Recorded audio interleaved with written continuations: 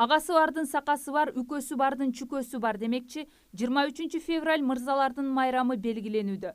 Советтик армиянын күнү деп келген бул майрам Кыргызстан эгемендик алгандан кийин ата мекенди коргоочулар күнү деп аталып калган.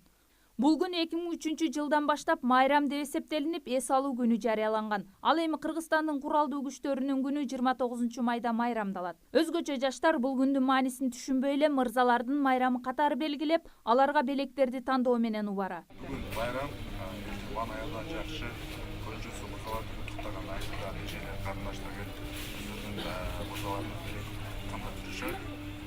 Баарын аялдан жакшы куттуктоого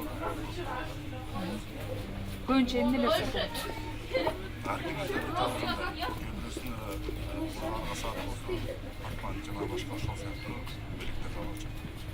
Айрыкча бул күндө аскер катарында кызмат өтөбөгөн, армиядан түшүнүгү жок адамдар кадыр-эсе кафелерде шаан шөкөт менен өткөрүшүүдө. Бүгүнкү күндө мекенди коргоо эмес, өзүнүн үй бүлөсүн коргоп, аларды багууга алы жетпегендердин саны арбын.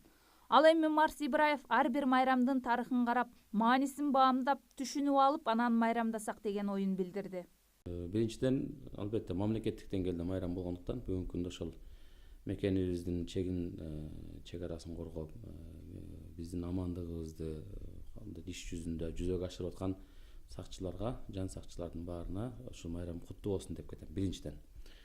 Экинчиден, албетте, ар бир эле майрамдын маңызы, тарыхый бир башталышы өтө маанилүү да. Мен өзүм баамда. Ошон үчүн бүгүнкү күндө ар бир эле Кыргызстандагы ар бир эле эркек бул майрамды майрамдаганга моралдык укугу жок деп ойлойм. Эмне дегенде кээ бир инсандар бар, бүгүн эч кандай патриоттук сезими жоктур, балким эч кандай мекенги коргоо деген бул жакта турсун, балким өзүн коргогонго, өзүнүн жан дүйнөсүн коргогонго, өзүнүн моралдык жактан укугун коргогонго дарамет жетпеген инсандар толтура, мисалы. Ошон үчүн бул мен ойлойм чыныгы патриоттордун майрамы, мекенди сүйгөн инсандардын майрамы деп билем. Жигит болсоң бир сырдуу бол, камчы болсоң 4 кырдуу бол дейт элибизде. Мырзалар эрктүү, чечкиндүү, күчтүү болсо, мамлекет да өнүккөн мамлекет болмок. Ар бир кыргыз жигити намыстуу болуп, өзүнө жыйынтык чыгарышы керек. Кыргызстанда майрамыбыз эле көп, майрамдарды азайтуу керекпи?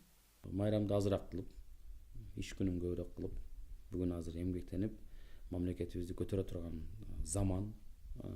Ушундай бир жыргал заман келсе, анан күндө бир майрам коюп, айда бир майрам коюп. Чындыгында эгемендиктин шарапаты менен белгиленип калган даталардын бири 23 февраль кызыл аскерлердин уюшкан күнү болгон.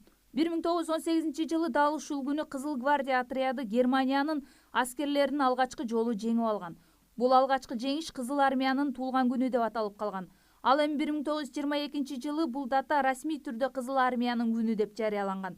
Кийин СССР маалында бүткүл элдик майрам 23 февраль Советтик армиянын жана аскер деңиз флотунун күнү деп жыл сайын белгилене баштаган. Саламат Каленкызы, Дин Исламбек Бейшенбаев, Аян жаңылыктары.